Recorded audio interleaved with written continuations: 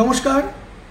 18 October 2025 বৃহস্পতি মিথুন রাশি থেকে পুনর্বসু নক্ষত্রকে অবলম্বন করে কর্কট রাশিতে অতিচার গতিতে সঞ্চার করছে বা গোচর করছে। এই অতিচার গতিতে সঞ্চারের ফলাফল মিথুন রাশি এবং মিথুন লগ্নের জাতক জাতিকাদের উপর কি প্রভাব ফেলবে সেটাই আজ আমার মূল আলোচ্য বিষয়বস্তু। তো নমস্কার বন্ধুরা, আমি প্রীতম ভট্টাচার্য আপনাদের সবাইকে ভাগ্যদিশানী চ্যানেলে স্বাগত জানাই।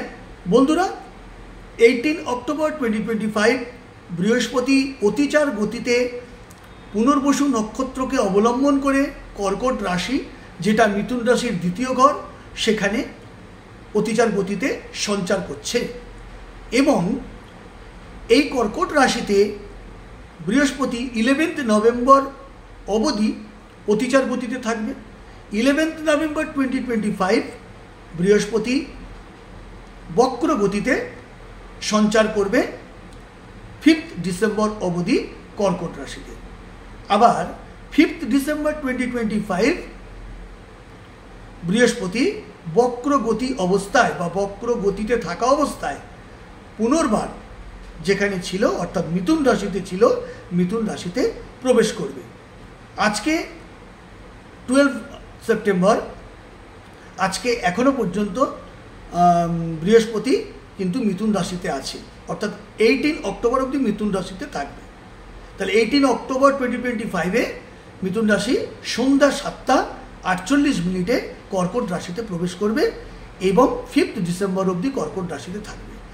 আমার আলোচ্য বিষয় এই 18 অক্টোবর থেকে 5 ডিসেম্বর অবধি কর্কট রাশিতে থাকা বক্র গতিতে থাকা অবস্থায় কি প্রভাব পড়বে সেটা নিয়ে আজকেই আমি আলোচনা করব। তো বন্ধুরা, যারা মিথুন রাশি মিথুন লগ্ন, তাদের দ্বিতীয় ঘরে বৃহস্পতি সঞ্চার করছে। দ্বিতীয় ঘর হলো তার অর্থ, সোর্স অফ ইনকাম, অর্থাৎ অর্থনৈতিক উৎস, টাকা ইনকাম করার, রোজগার করার উৎস, সেটা হচ্ছে সেকেন্ড হাউস, এবং অর্থ সঞ্চয় করার ঘর, আয়, প্রফিট এবং তার নিজের শরীরের নাক, কান, গলা ইত্যাদি ইন্ডিকেট করে এই সেকেন্ড হাউস। এবং তার গলার সুর, কণ্ঠ, যারা গায়ক গায়িকা তাদেরও সেকেন্ড হাউস খুবই মূল্যবান। তো সেকেন্ড হাউস থেকে আমরা এই জিনিসগুলো দেখতে পাই। তাহলে বৃহস্পতি যদি সেকেন্ড হাউসে অবস্থান করে, কর্কট রাশি থেকে মিথুন রাশি মিথুন লগ্নের জাতক জাতিকাদের কর্কট রাশিতে অবস্থান করে বৃহস্পতি তাদের 6 নম্বর ঘর, ষষ্ঠ হাউস, যেটা ইন্ডিকেট করে রোগ, ঋণ, রিপু, অর্থাৎ আপনার শরীর খারাপ, অসুস্থতা, কি রোগ, ঋণ, লোন, রিপু মানে কাম, ক্রোধ, লোভ, এই যে 6টা রিপু, সেগুলোকে প্রভাবিত করে এই ষষ্ঠ ঘর। এবং অষ্টম ঘর হচ্ছে পাপস্থান, আপনার আয়ুস্থান, শুধু আপনার নয় প্রত্যেকের। অষ্টম ঘর হচ্ছে আয়ুস্থান, পাপস্থান, মারণ স্থান, তার মৃত্যুকাল, কতদিন বাঁচবে একটা আনুমানিক হিসাব, সেই ঘরটা ইন্ডিকেট করে। এবং দশম স্থান মানে তার কর্মের স্থান, কাজের জায়গা, বাণিজ্যের জায়গা, ব্যবসার জায়গা ইত্যাদি। তাহলে দ্বিতীয় ঘরে বৃহস্পতি অবস্থান করে মিথুন রাশি মিথুন লগ্নে জাতক জাতিকাদের দ্বিতীয় ঘরে ফলাফল দেবে, প্রভাব বিস্তার করবে। এবং 6 নম্বর, 8 নম্বর এবং 10 নম্বর ঘরে বৃহস্পতি তার দৃষ্টি দেবে। আর বৃহস্পতির দৃষ্টি কিন্তু শুভ হয়। এবার দ্বিতীয় ঘরে বৃহস্পতি থাকায় মিথুন রাশি মিথুন লগ্নের জাতক জাতিকাদের অনুকূল পরিস্থিতি তৈরি হলো, অর্থাৎ তাদের আর্থিক ক্ষেত্রে প্রভাব বিস্তার হলো, আর্থিক ক্ষেত্রে উন্নতি যোগ, আয় বৃদ্ধি, সোর্স অফ ইনকামের রাস্তা খুলে যাওয়া।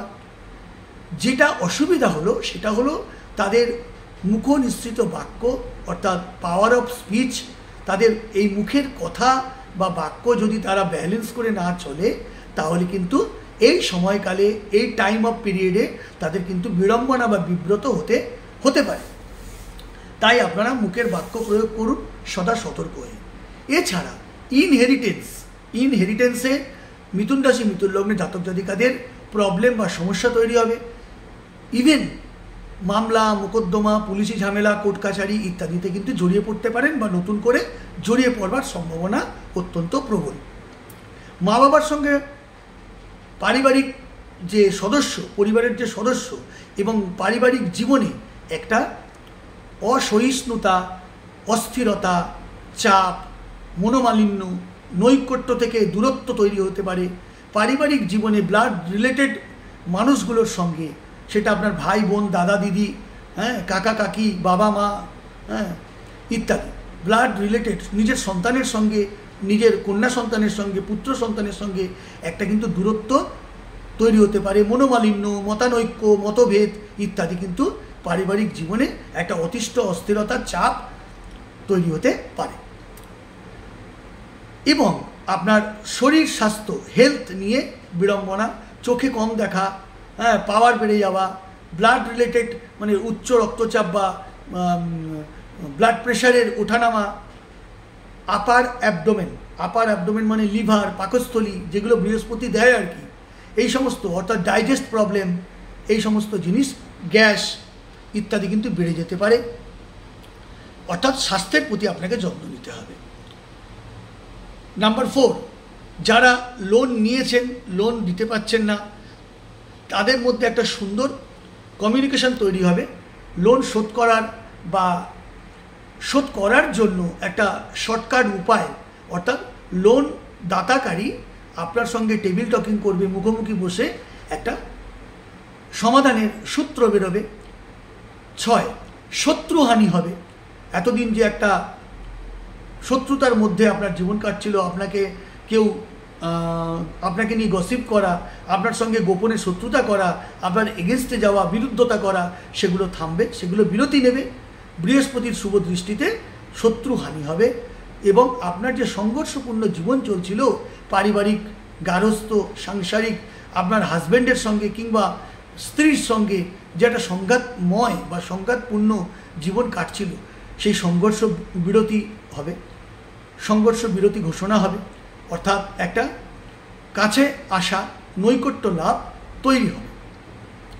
সবচেয়ে বড় কথা, আপনার নতুন কর্ম লাভ বা যে কর্ম করছেন সেই কর্মচ্যুতি, নতুন কাজও যেমন পেতে পারবেন, আবার যে কাজ করছেন সেই কাজ থেকে আপনি বেরিয়ে যেতে পারেন। কর্মচ্যুতি, কর্মলাভ দুটোই হবে।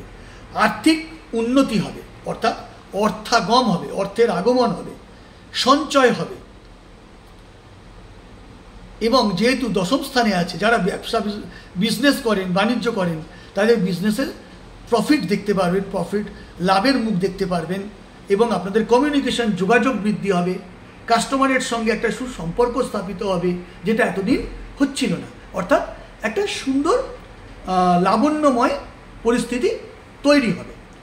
মিথুন রাশি, মিথুন লগ্নের মালিক হচ্ছে বুধ। তাহলে বুধের সঙ্গে একটা বৃহস্পতির একটা সম্পর্ক, একটা বিরুদ্ধতা আছে।